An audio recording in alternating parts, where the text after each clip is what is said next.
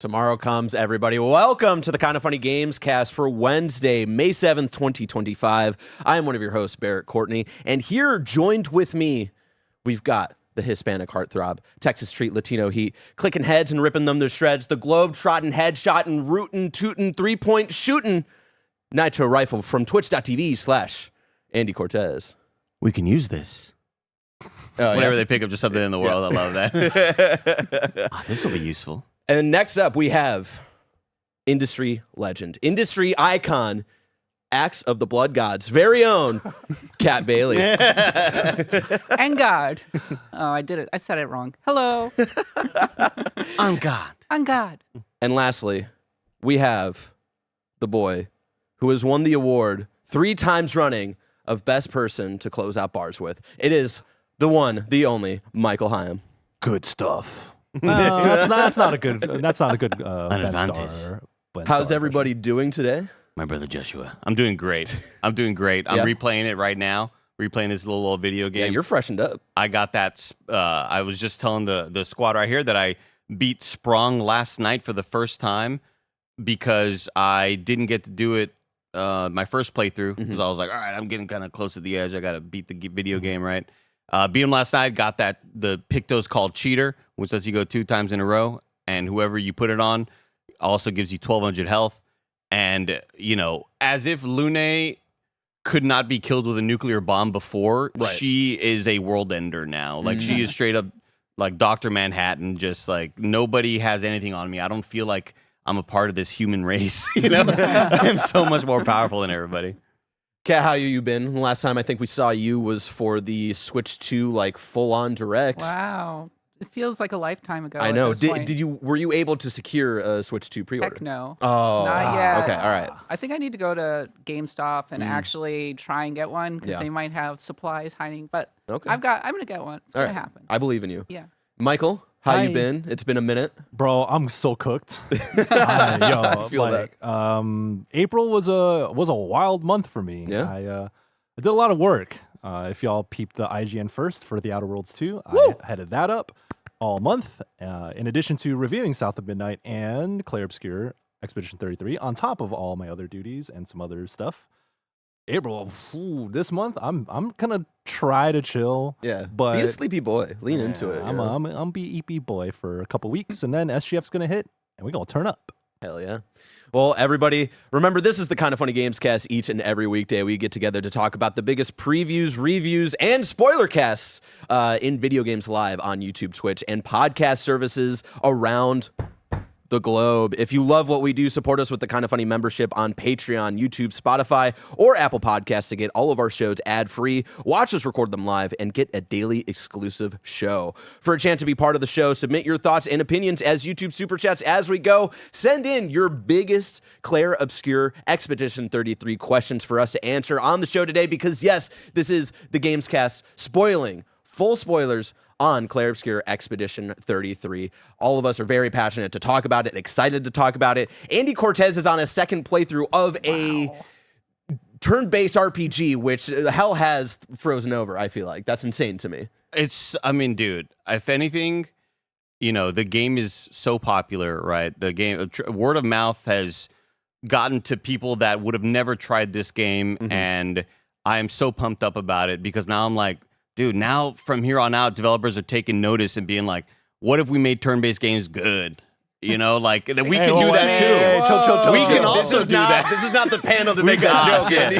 Shit. Yeah. We can also put parries in our games. I'm so excited. See that? Yeah, So excited. I'm so interested to talk to you because there are so many people who don't normally play this type of game who are really into it. So I just want to pick your brain and be like, what is this making you feel? Is it the action aspects that are really grabbing you? The story? Yeah. Oh, yeah. Well, so narratively, right off the rip, this game just kind of grabs you in that first sort of section, right? When we see the first gamage happen.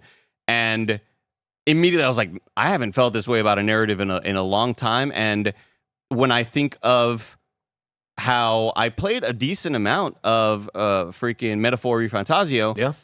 And that's usually way more than I would put into a turn-based game that is not Pokemon. And the reason I didn't stick around with Metaphor was legitimately because I was like, damn, this is going to be a 70-hour, 50-hour quest. I don't have time like that right now for this title. Right. But even though I'm not generally a turn-based person, I still enjoyed it a lot, right? Like I always talk. I talk more. I talk more shit about turn-based games than I really, it's just playing into it. But definitely, it is the action, it's the visuals, it's the characters, it's the parries that reward you. If you choose to dodge, it's easier, but the parry is a much higher risk reward.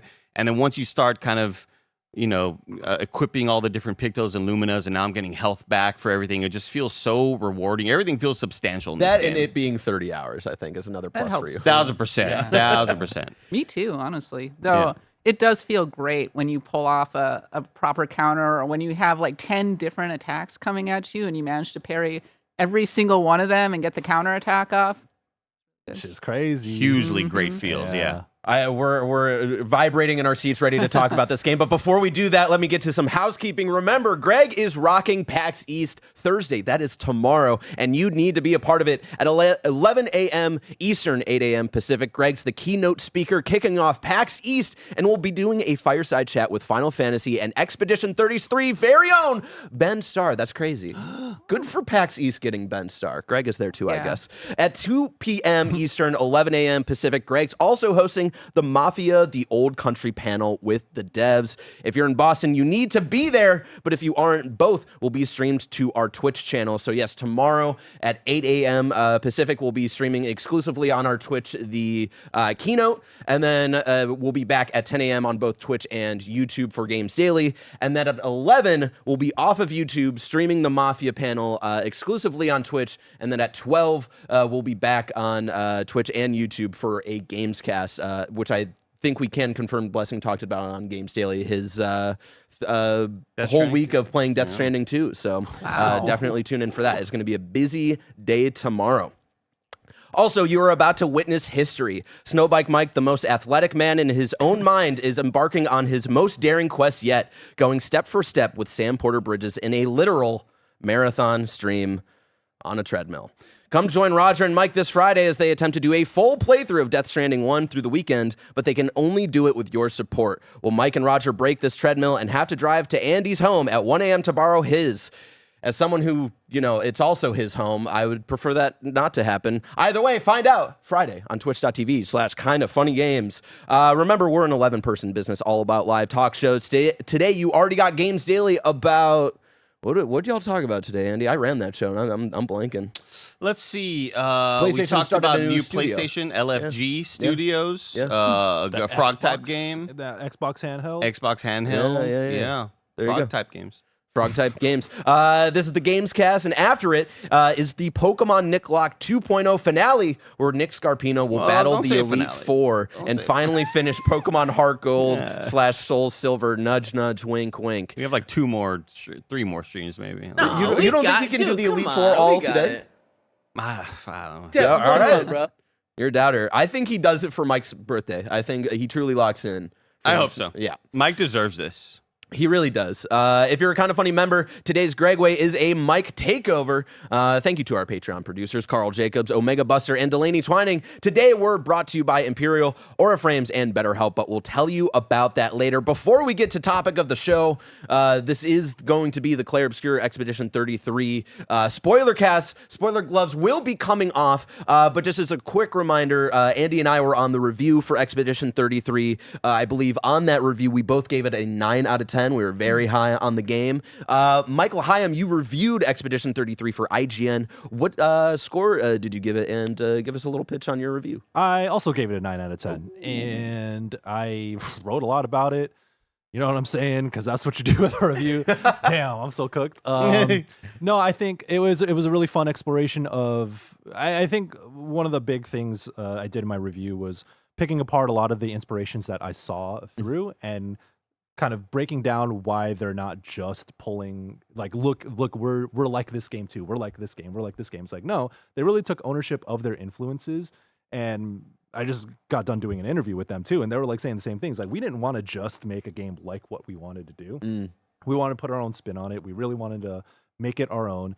And in my review, like, this is before I talked to them, I was like, hey, I guess that came through because that's exactly how I felt. Oh. Like, yeah, the UI looks like Persona and all the camera cuts and stylish, and then like there are bits and pieces of Final Fantasy X, and like I talked to them beforehand, and they were like, yeah, those are the two games we like mainly drew inspiration from, but it's so much more than that. Yeah. And breaking down why it is not just an amalgamation of its influences kind of like drove my review, in addition to talking about, you know, where the story hit, where it didn't necessarily hit, and how fucking crazy this combat system is, dog. Oh my god. And how French this game is. Yeah. Oh, oui. Kat, how did you feel about the game? And on the Kind of Funny scale, what would you give it through a 1 out of 10? Wow. So initially, I went in and feeling a little bit skeptical, thinking it can't be that good, right? And especially in Act 1, it did grab me right at the beginning. That opening sequence is really beautiful, heartrending. I haven't had that many feelings since Spider-Man disappeared.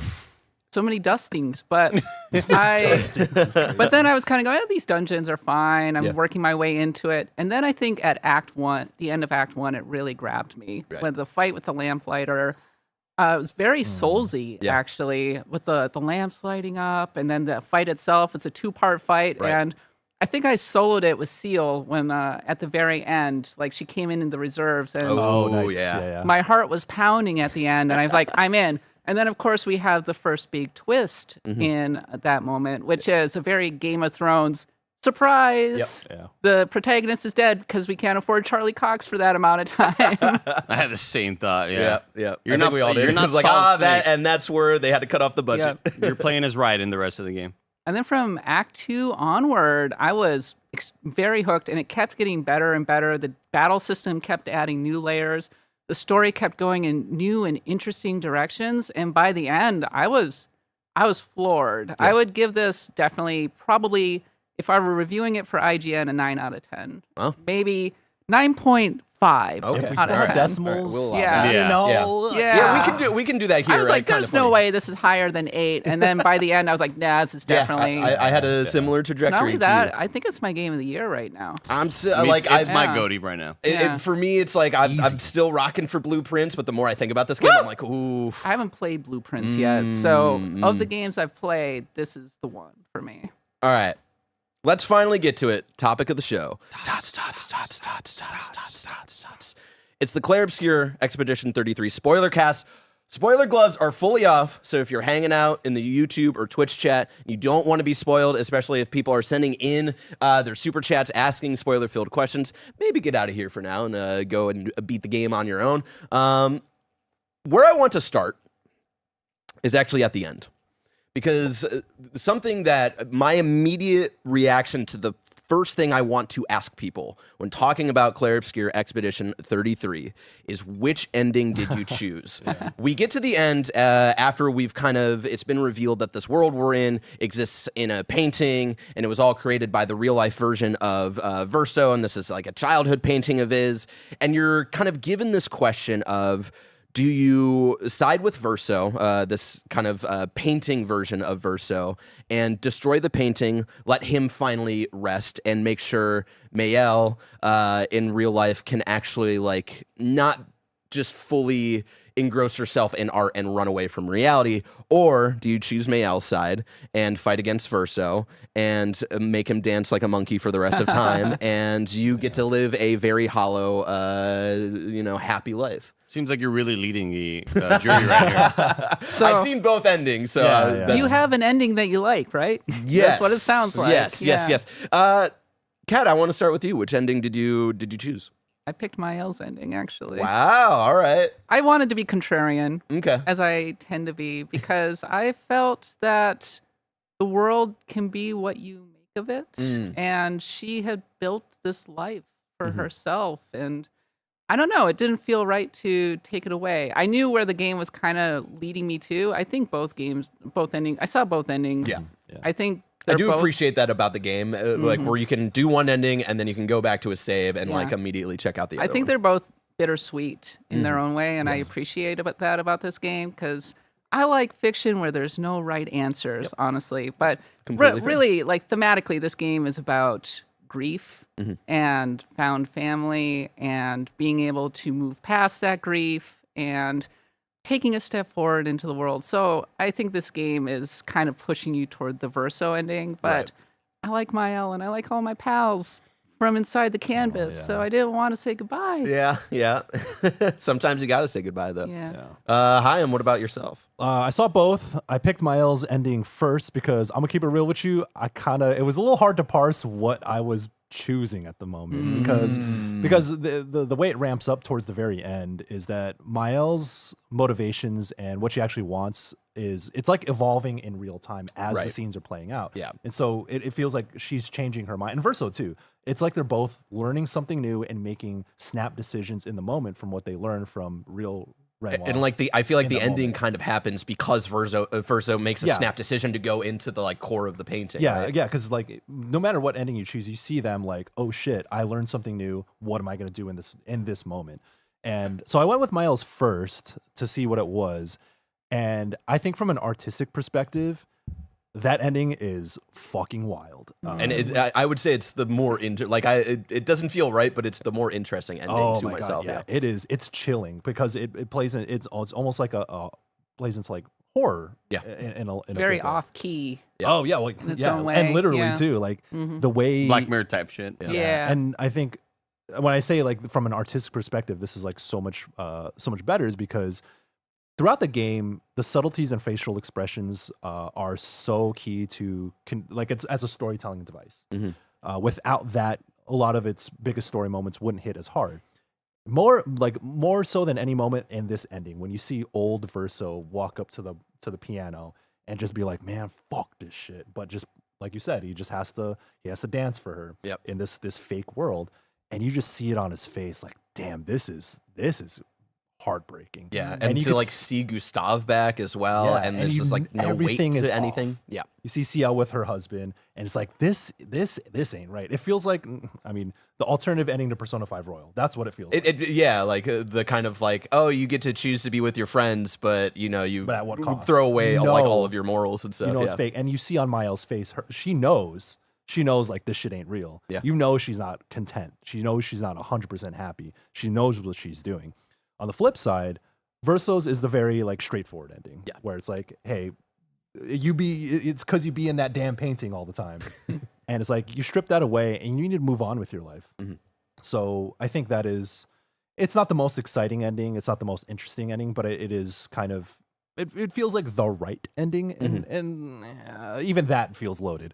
But I would say like to me, it's fascinating of like which one is like the right ending, which one's the quote unquote canon, what have you. Like I think there's so many interpretations, and to me, like even though I like Verso's ending more, and I think there's a bit more of a like stronger message of what it what it does to people to just be lost in art, which is weirdly similar to what Metaphors. I call this the anti-metaphor. Yeah. Because like at the end, this is not a metaphor spoiler, but the whole thesis of Metaphor is like fiction can empower you Yep. in your real life.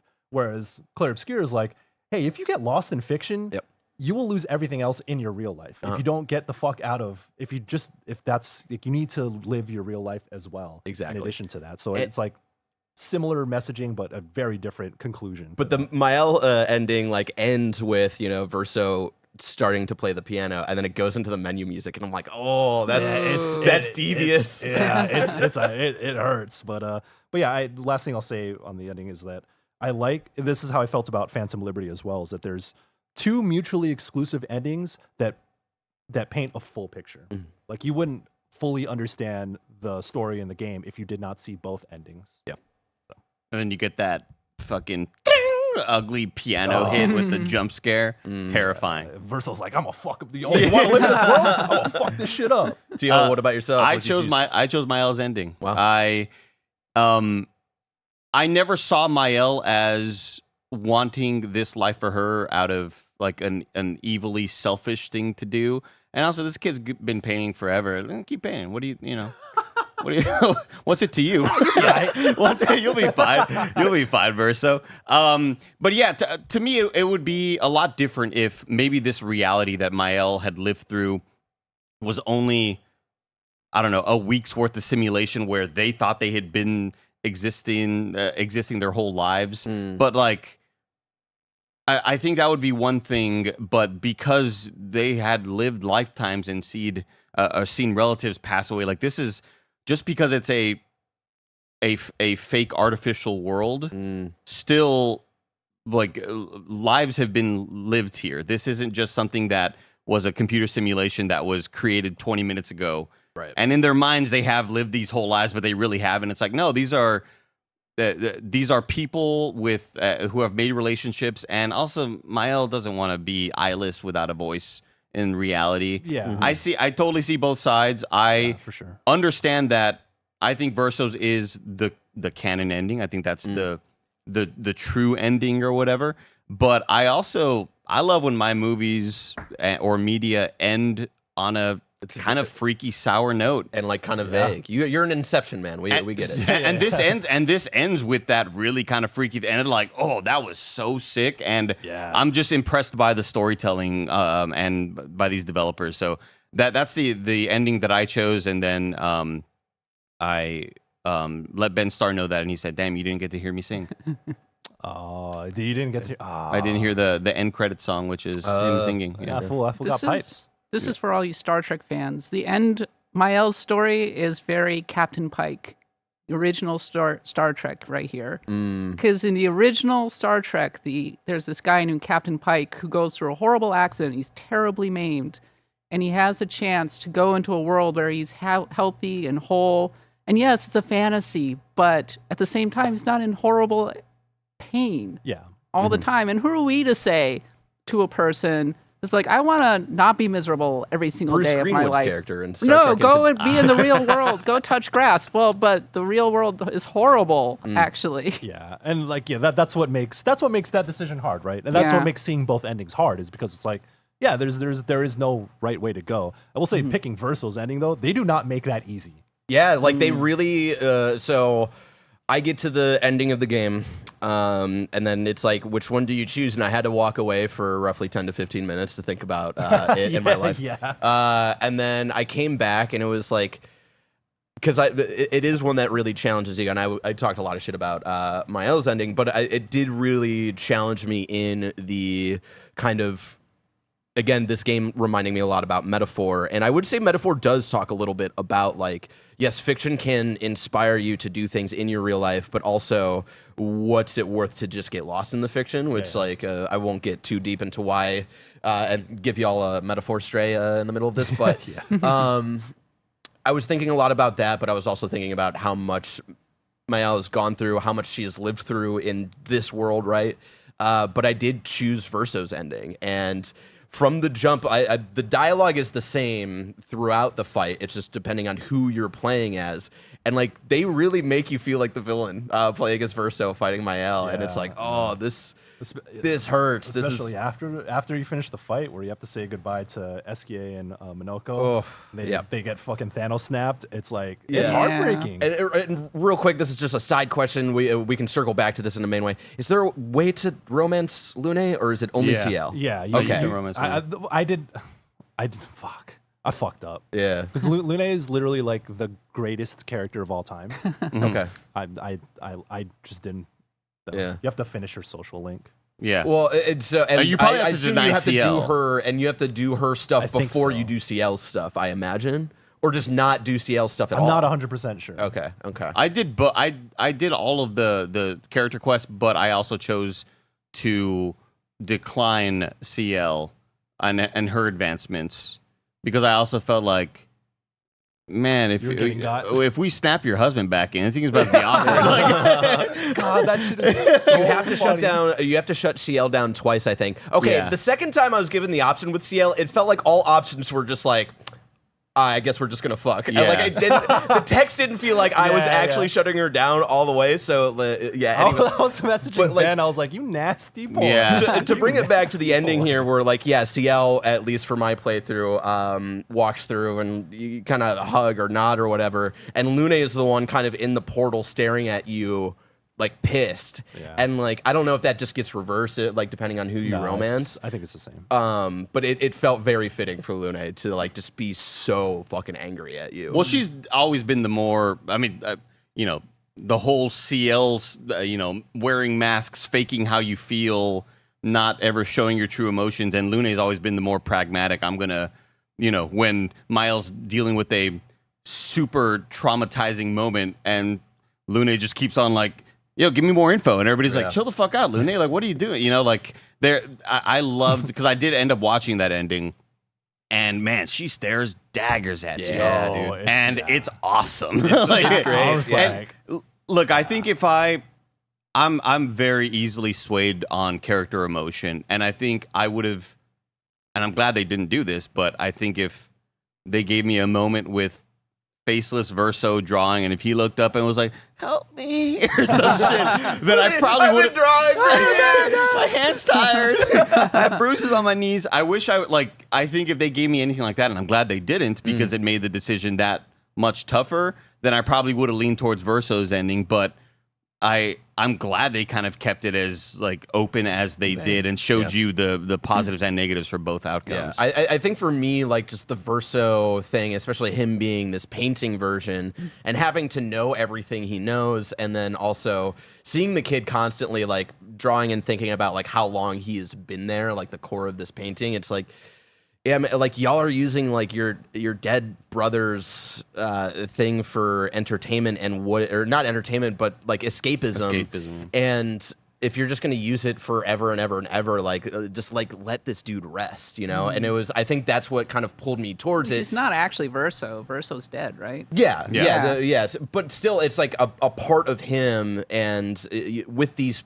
The painting version of Verso being, this, again, Dancing Monkey is like kind of always what I go to is like, just let this part of his soul rest. And I think that's really what drew me over to him, and not just the like, maybe using art as escapism for the rest of your life is maybe a little bit unhealthy type of thing. But, and just because you do have to let go doesn't mean like, those friends and those lives that you encounter don't kind of carry with you, right? I do really love the Verso ending where, the family kind of comes together, still a little bit broken, but finally like taking a moment to actually properly mourn Verso, who had died in the real world.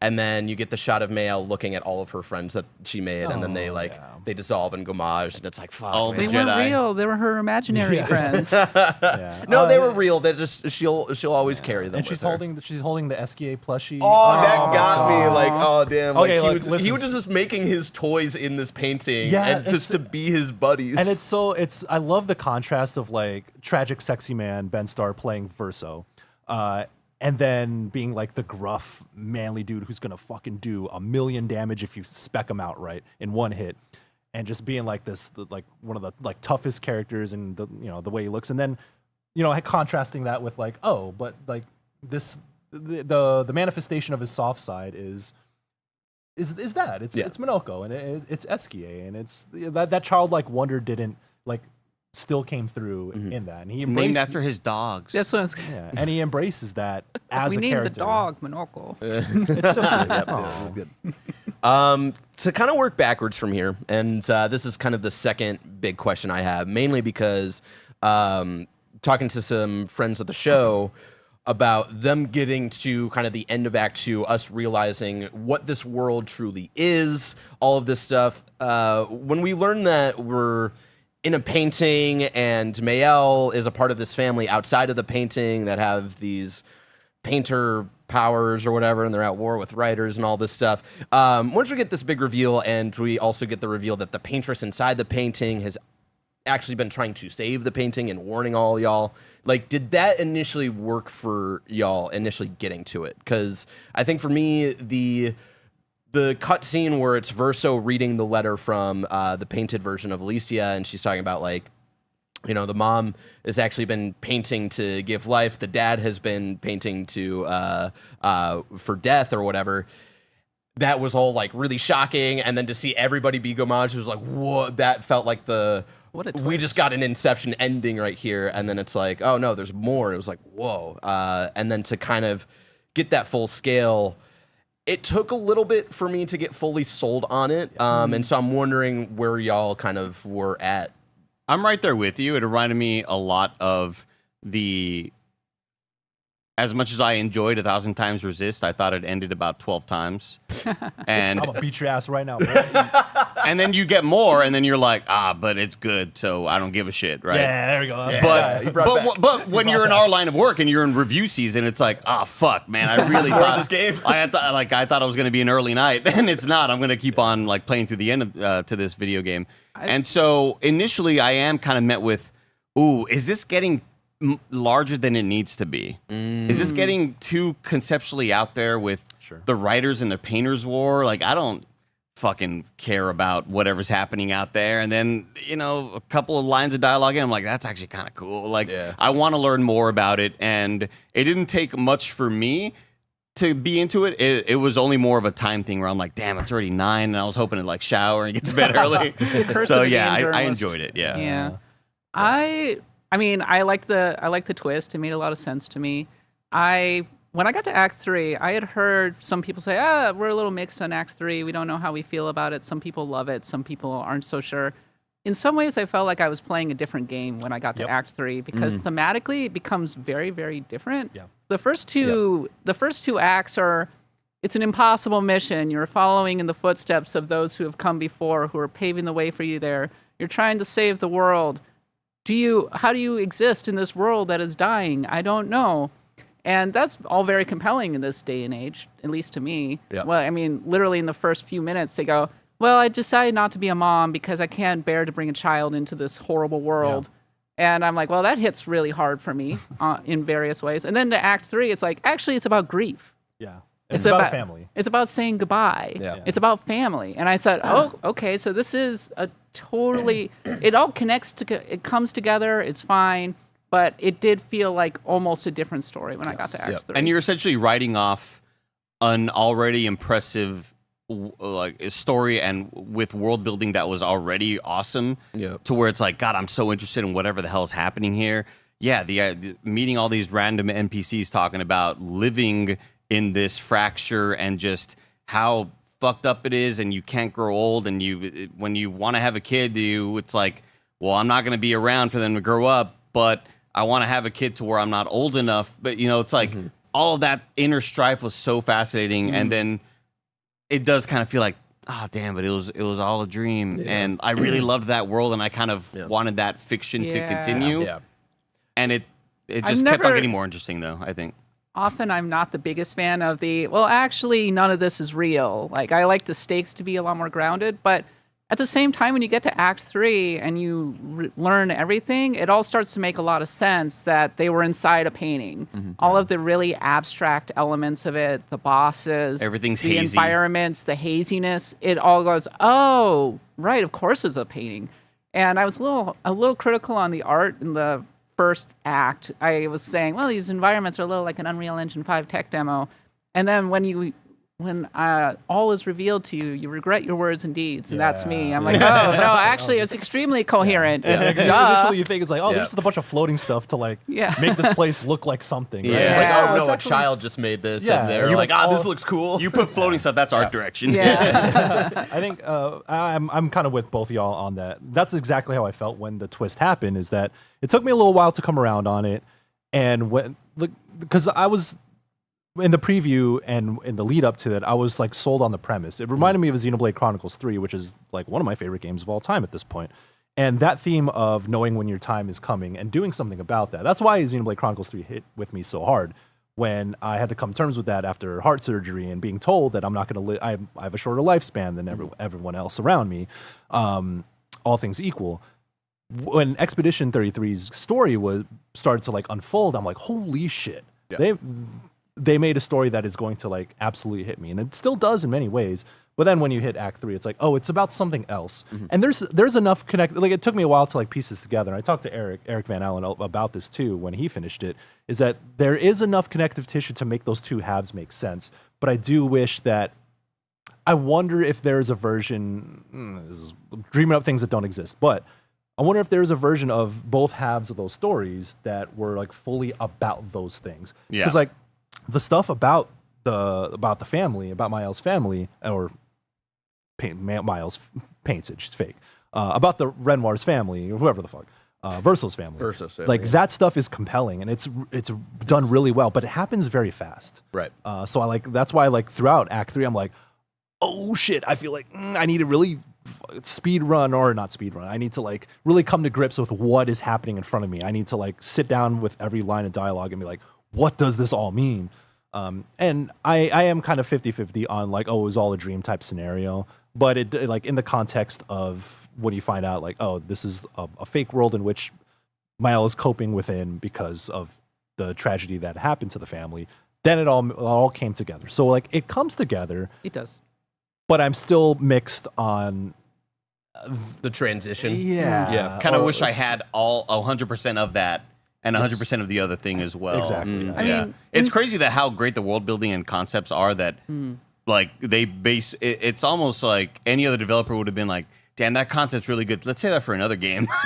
And they kind of just put them all in here, which I think is like a pretty astonishing feat, I think. Yeah. I want to say, in fairness, that they really laid the groundwork for saying it is about family Yeah. from basically from the Furious. moment that you meet Renoir and everything. Sure, yeah. But when I think about how all of this ultimately came together, I think it could have been a very different game. And maybe a lesser game if it had been like, oh, you killed the paintress, but actually she was defending everybody, and now you have to go save the world for real. And that could have been a great story on its own and very moving and all of that. But I think swerving hard and then really becoming introspective and thinking about grief and family and everything, I think it elevates it. Yep. Actually, I think it takes it to another level. Yeah. And that was when I thought Act 2 was like, I'm hooked, I'm sold, I'm in. Act 3, I was like, this game is special. Yeah.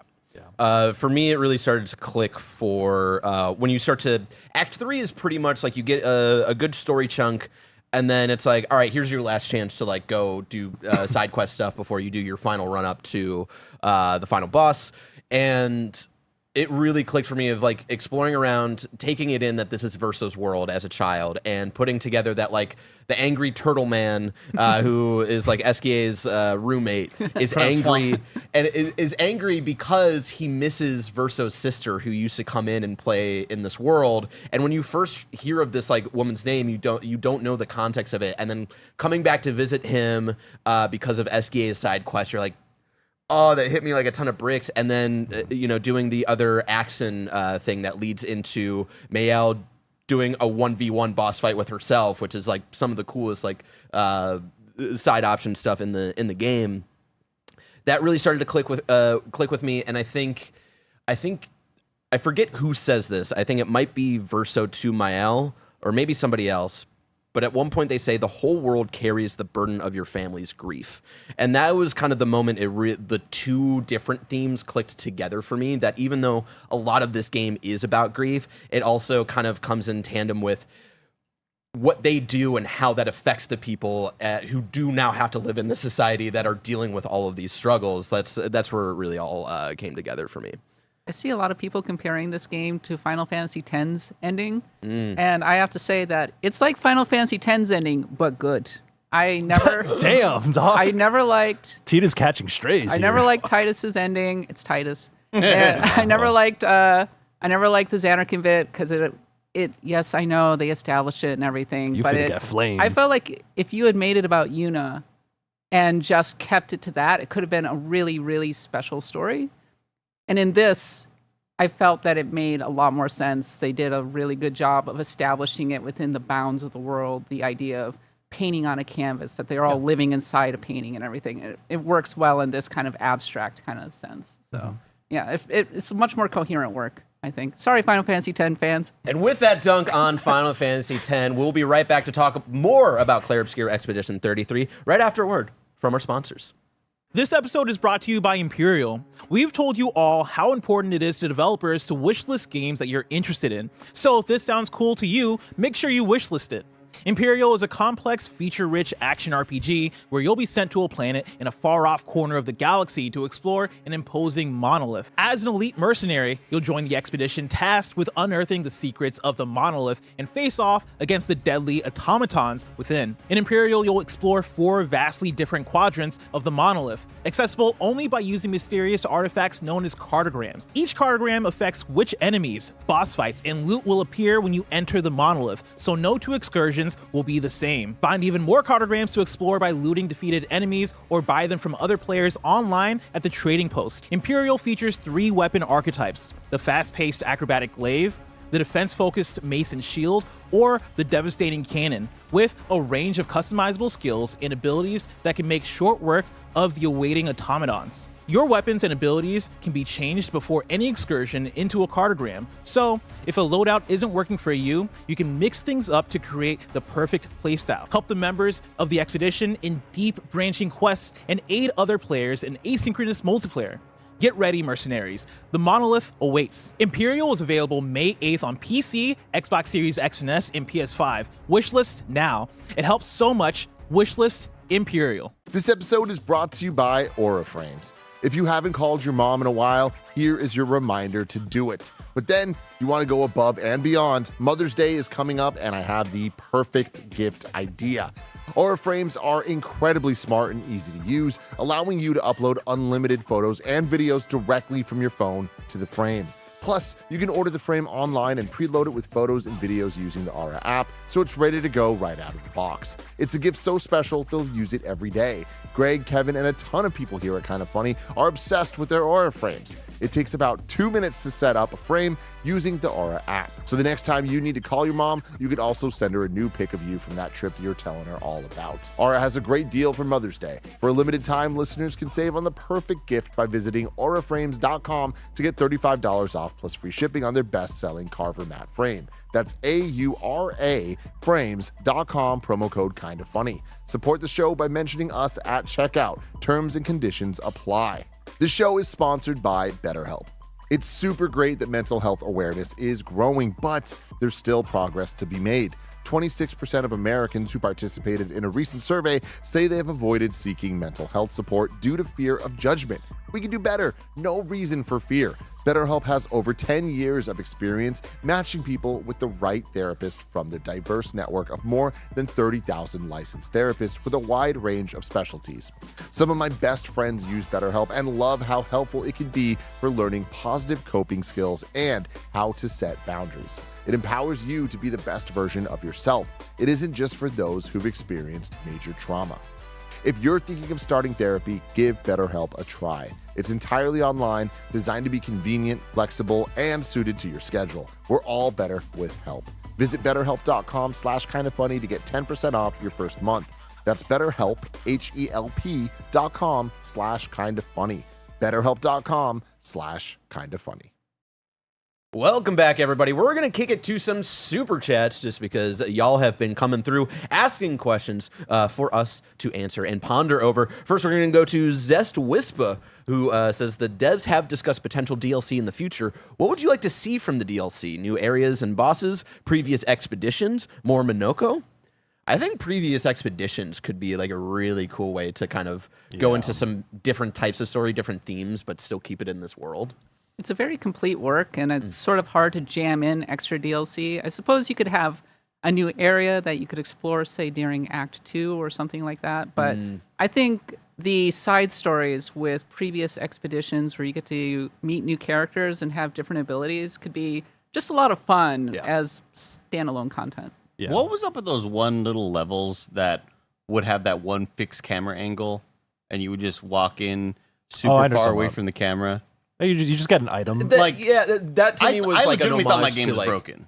I was like, the camera here is not working. To me, and that was like an homage walk way to- far back, and I'm just like lost back there. It was an homage to like the 90s era RPGs where you just like kind of walk onto a screen, you like kind of vibe out, pick up an item, and then leave. It is like, so infrequent that I thought it was broken. I was like, I've only experienced this twice. Like, there's no way this is supposed to It was just like, hey, look how cool this shit looks. Yeah. Like here's an entire vibe that we couldn't work into like a full-on environment, but we still wanted to use it, you know? Going on the DLC thing, if anything, I wouldn't really want something that substantial regarding like previous expeditions in the DLC, because I don't know if I don't know their budget or their time or whatever, but I would want like a full ass game for that. Oh, sure. I would want a full other game, because straight up, dude, like I don't know how many of these voice memos I've collected at this point, but I'm listening to them all, and the last one that I just listened to on stream last night was one that I hadn't heard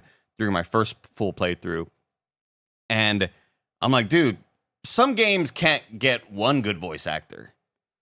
This fucking game has a shitload of voice memos from some of the best voice delivery acting you'll ever hear in your life, and they're not even main characters. They're just like a random voice. It's like, God, it's so impressive, dude. Yeah. I kind of agree with, if you're going to explore a previous expedition, it might be like a standalone expansion, or like the size of a Phantom Liberty compared Miles Morales. to because there's and like the fact that Verso has been involved with previous expeditions is that there's connective tissue there.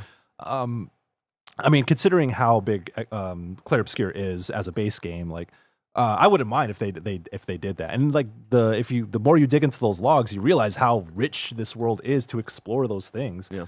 I would love to see that, but I don't know if like opening up an extra area for like extra bosses would necessarily move the needle for me or get me excited, because there is so much side content already in the game. Like you can spend an additional 30 hours on side content alone, and I've spent a lot of time on that side content. You learn so much more about the story in some of those super bosses, and you learn to break the fucking game in some crazy ways. Some of the things Jesse Fatelli is posting, I'm like, shouts out to the how's your boy. brain working? Yeah. So I feel like that desire is fulfilled already in the side content. So, but yeah, I the only thing I can think of is like, here's an What about expedition. an endless tower? Somebody was saying this in the chat. I really like this idea, actually, because the battle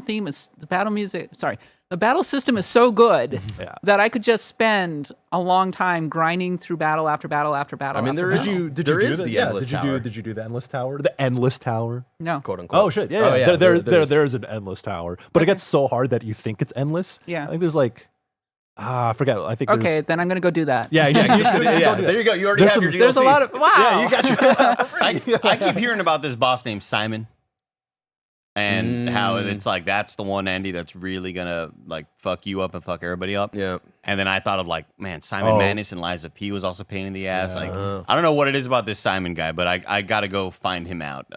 Yeah. In a similar vein, Dropkick Tondo asked, "Do you think the war with the writers hints at possible at franchise possibilities?" Oh shit! I think so. That's where the story, like, I was so not interested in that stuff. Like, I get where it comes into it being about grief and all this stuff. I would have preferred if it was like Verso's stuff was kind of kept within like the confines of just like this family. Them teasing this whole like, we're at war with writers. We're in a, we're in a becomes a gang Matrix. war. Writers, I hate them. It's like, all right. It becomes bad. the Matrix with the flying robots. Yeah, and and that's shit. where I get that, but I'm also such a sucker for proper nouns versus proper nouns. Like in Destiny, the floaters against the fucking wieners or whatever. Like, I don't know.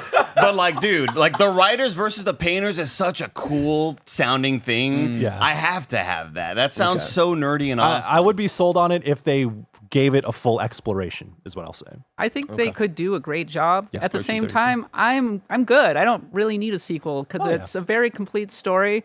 I feel like it came to an end. I don't know where you could go with this particular world. I guess we could do writers versus painters, but I'd rather see them do something new with their next. I think they could keep it in the world, but it's just not I forget their family name. Desange. Yeah, like it's just not about them. It's just like a different. There have been so many other paintings, right? Yeah, like there are a lot of when other you- paintings. when you go back to the Are they manor. the only painter family?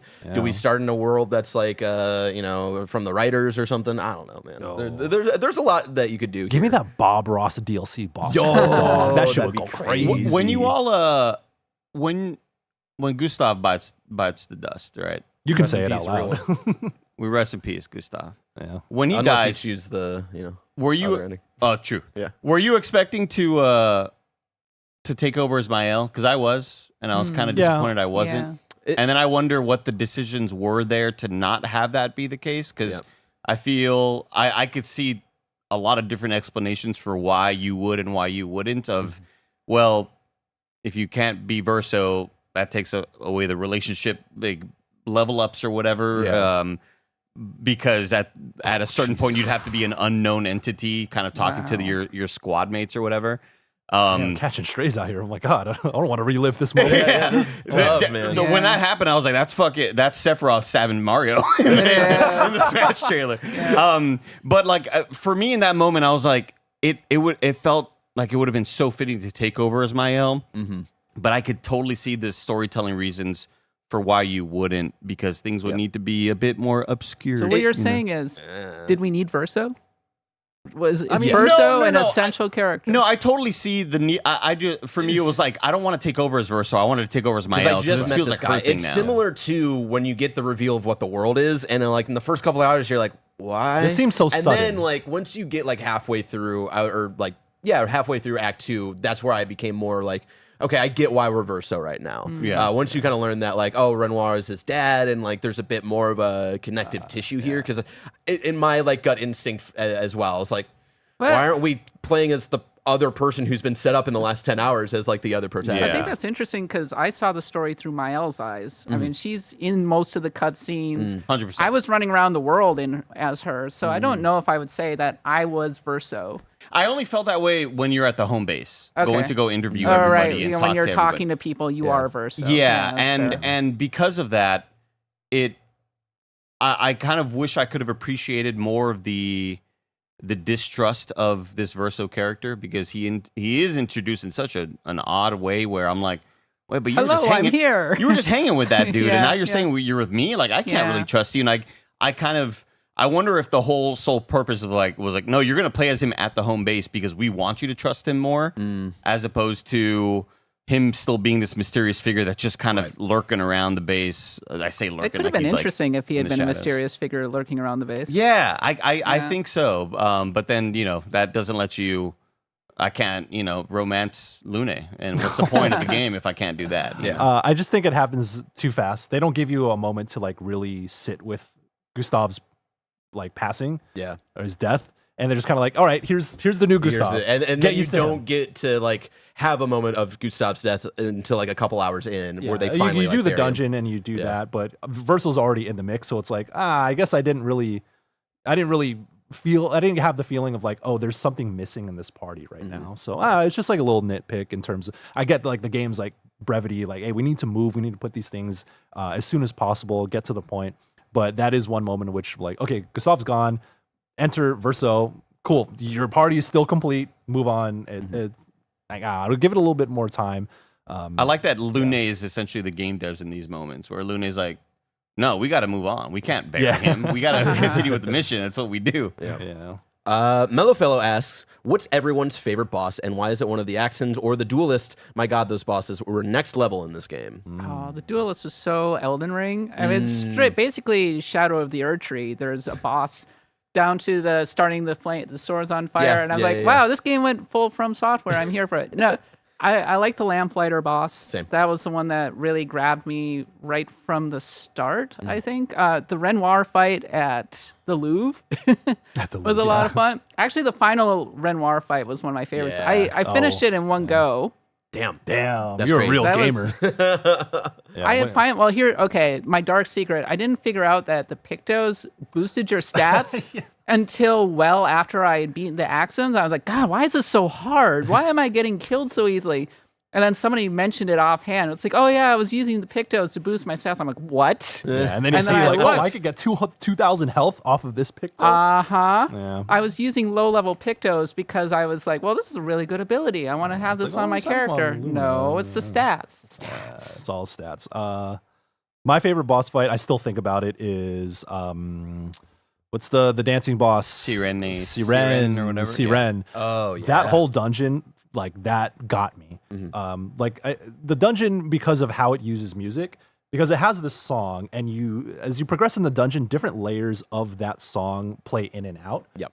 And you have an instrumental version, you have an a cappella version, you have like a scaled back version with a few instruments, and then you get to like the final phase of that dungeon, and it's the full song with everything. And I was like, yo, these motherfuckers cooked. And it is like one of the most beautiful songs. Like I sat there like staring at the boss for 20 minutes just listening to the dungeon theme, like, damn, this shit is beautiful. And then you fight the boss, and it's like a big boss battle version arrangement of that song, and that is such an RPG thing to do. Yeah. And at that moment, I was like, oh, they understood the assignment from every single And they angle. executed it. Like, Yeah. perfectly. And like they did it their own way, and like that fight was super cool because of when Siren calls in the other dancers, and you have to layer in all these attacks. There's like a jump dodge, and there's like a multi-hit dodge all in one go, and you have this music playing, and the environment is like fucking flying at you. The Maskkeeper boss, don't get me wrong, was incredible. It's one of my favorite boss themes in that. It's very mournful. That was yours.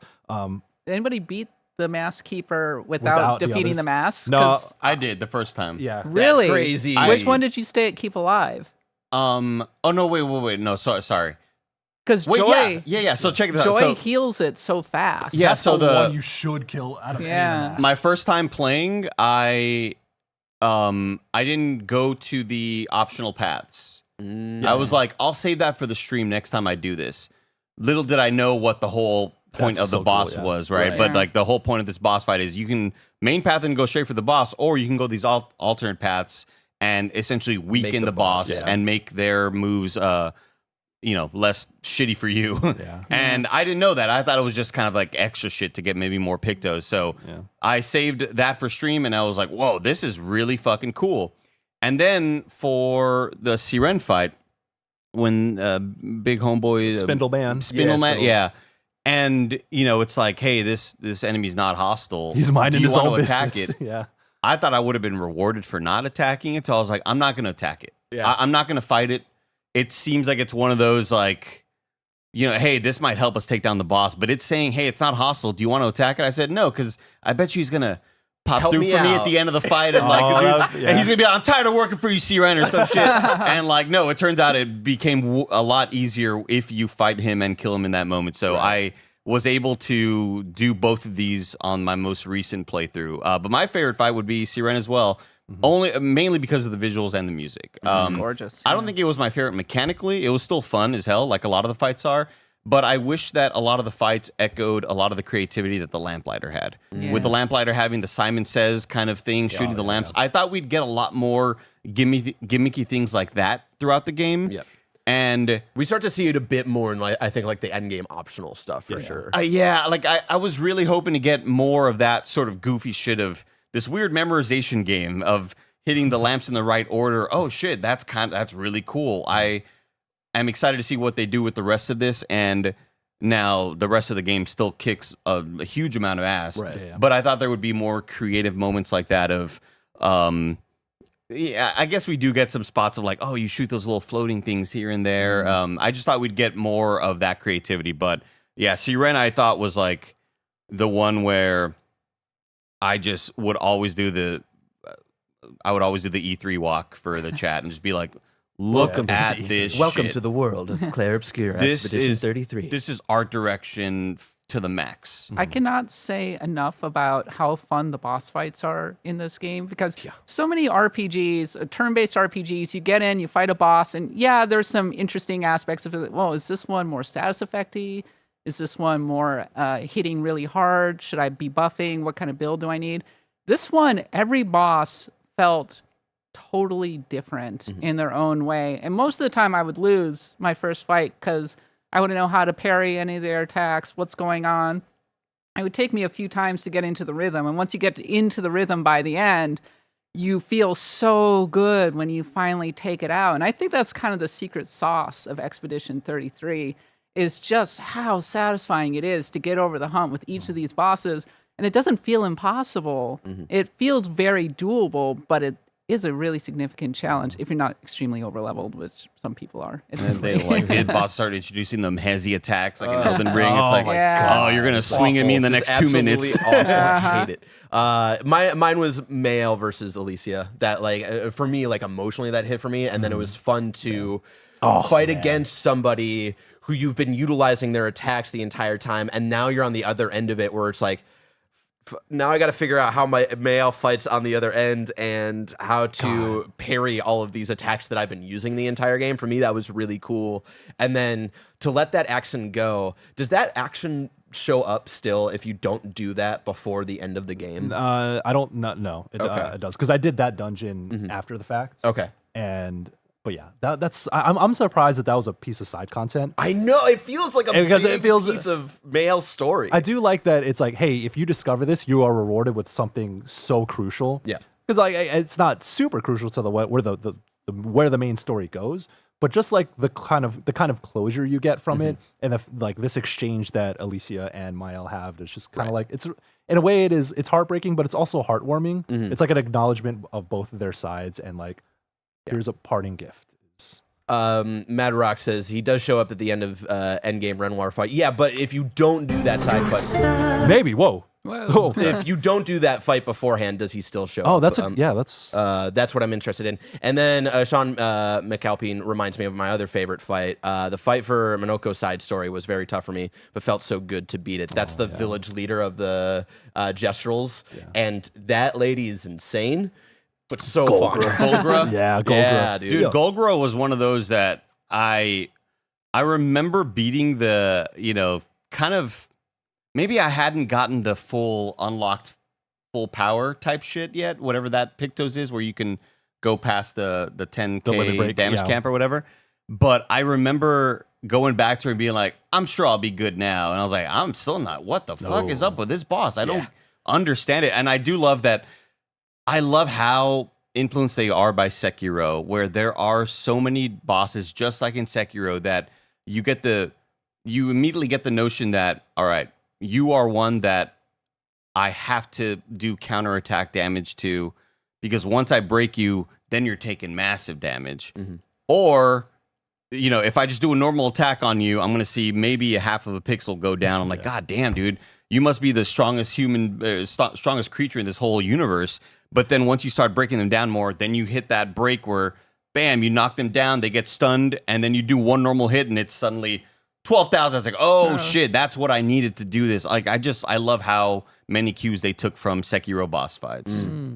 Really quick, just to go back to some super chats. Rye Guy 2141 says, I just want to know, is this not just a game of the year for the panel, but also a game of all time, a la OG Final Fantasy VII, Ocarina of Time, Elden Ring, etc. For me, it deserves to be in that convo with industry-changing games. We have a thing on Axe of the Blood God called the Pantheons. Okay. And our rule is after 5 years. Yeah, I think it's too early Call to me really... after 5 years. But I do think that this can be in like the Disco Elysium tier of like an it. indie RPG that just shocks you. And by the way, Disco Elysium was our pick for the best RPG of the last 10 years. Oh wow. Like higher than Baldur's Gate 3, That's actually. crazy. So I do think it's really special, and I do think we'll still be talking about it. Oh, yeah. Sandfall Interactive is officially on the map now. Yeah. And like I said, if it's not my game of the year, it's going to be very, very, very high on that list. Sure, yeah, for sure. Chocolate Fox 9 says, is a member for 12 months and says, I want to thank Barrett for getting me into Persona games, because this game is just beautiful. The art style, the story, the music, Lune. I mean, floating around is Lune. It's just an incredible game.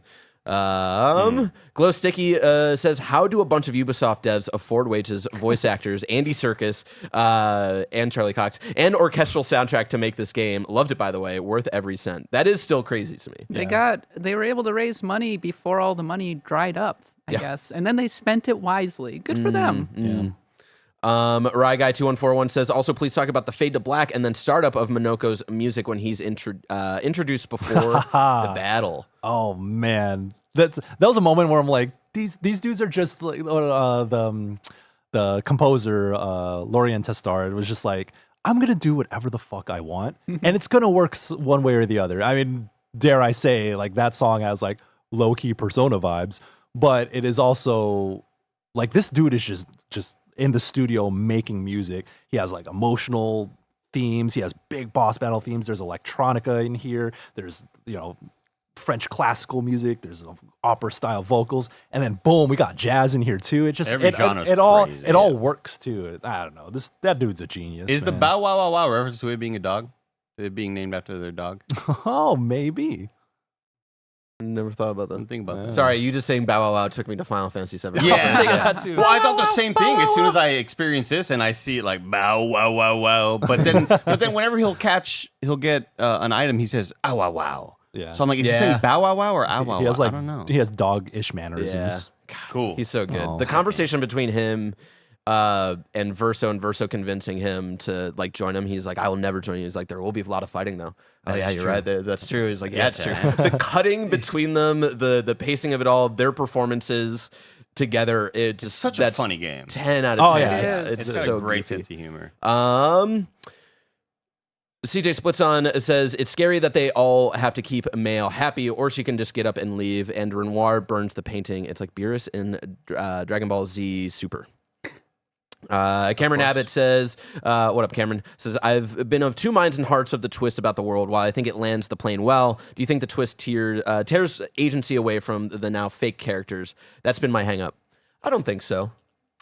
I mean, the characters are as real as you want them to be, I suppose. Big like, facts. They're imagination, but they all have agency, right? They're still doing things in this world. They're I guess you could say that they were saying that Verso's a marionette, so maybe you could say that they were a marionette in their own way. But this is a living, breathing world where they're real. They existed. They're real. And that's why it's like painted Verso feeling real. It's like, man, just let this man sleep. Let him go to rest. Yeah, I guess like again, the reason why it didn't bother me, the reason why I sided with Mael was, again, this wasn't just a simulated world where these characters were created 2 minutes ago and feel like they've lived forever. It's like, no, man, they've taken on a who life gives a of shit their if it's a simulation when you've lived 33 years And of they still life? want to fight, like, even after, like, they tell Lune and Ciel, like, what the fuck is up with this world? And they're like, yeah, fuck that. Like, we still want to fight for our existence and all that stuff, so. If we found out that I was just in a painter's world right now, I'd be like, well, I've lived for 37 years.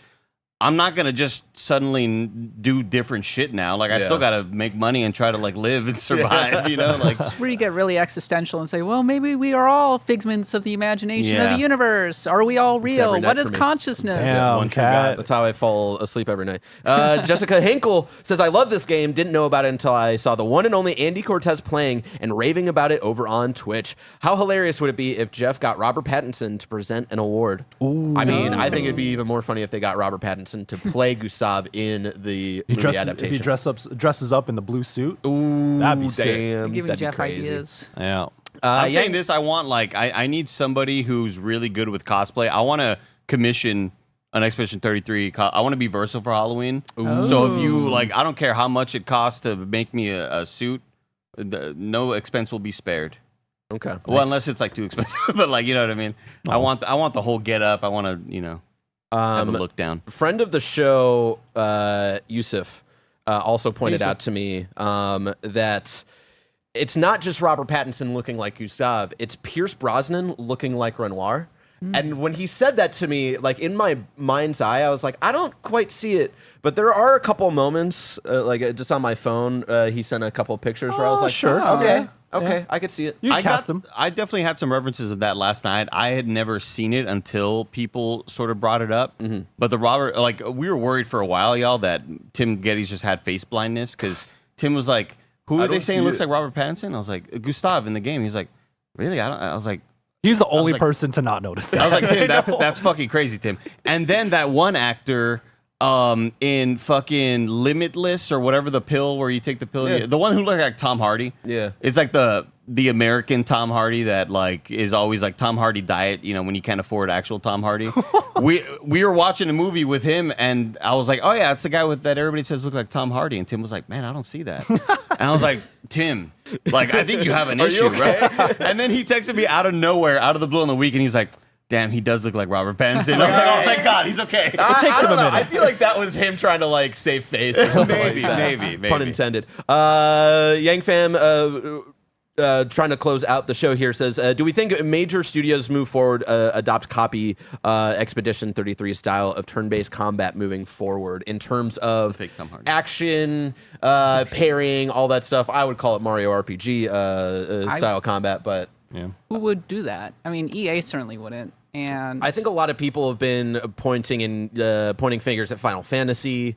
I think there's a little Square bit. Enix might be taking notes. Actually, I'm writing an article right now. It's like this is the game that Square Enix wanted to make for more than 10 years. Yeah, and of trying to combine action and turn-based RPG elements. Well, exactly right. Strike the balance. And I would be surprised, actually, if studios were trying to copy this. In fact, I think one of the developers said that this game could not have been made at a major studio. This was a passionate project to the core. And I think if you see it being picked up anywhere, I think it would probably be in more indie projects because there's still command-based systems are having a little bit of a renaissance, but it's still, I think, a really tough sell when you're saying, hey, we want to hit with mainstream audiences, and we're making a command-based strategy system. It's like, whoa, hold on there. And then, the politics of it all get involved in terms of trying to pitch that to higher ups and all that stuff. And the thing, too, is, not that I'm giving it an excuse, but